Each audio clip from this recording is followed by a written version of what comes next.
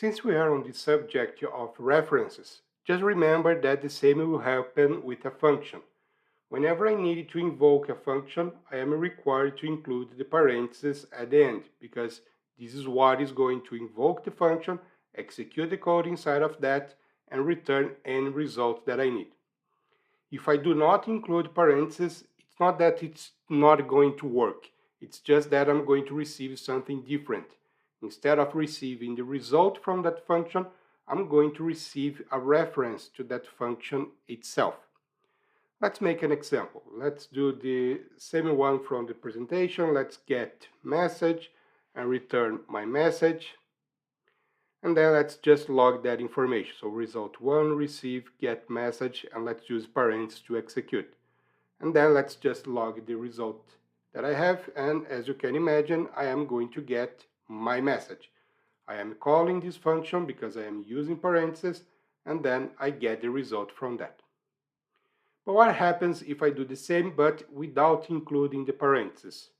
So let's create a second result where I call getMessage but without the parentheses.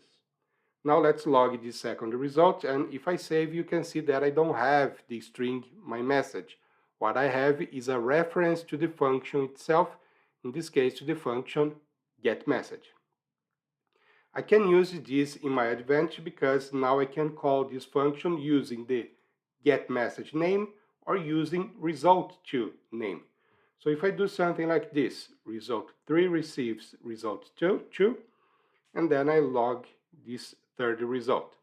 If I save, you can see that I have the exactly same thing as from the first result. I have the string my message. So in this case, I can use the function getMessage or result2. Those are the same thing because both are pointing to the same function.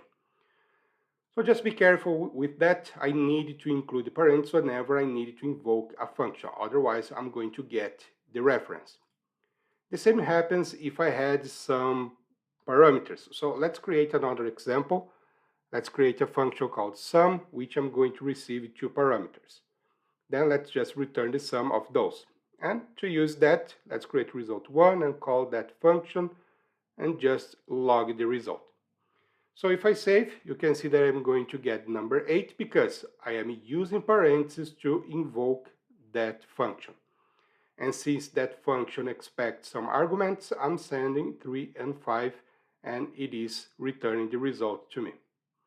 But again, let's say I do not use the parentheses, and therefore I will not provide any arguments, because arguments would be inside the parentheses, and then I want to log the second result. You can see that the second result is just a pointer to the sum function, which means now I can use this result2 as a name for that function, where I could use parentheses to invoke and then log the result.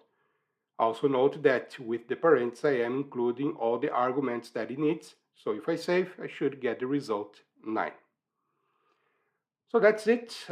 Be careful for using parentheses whenever you want to invoke the function, but sometimes we do want to create something. We do want to create some reference.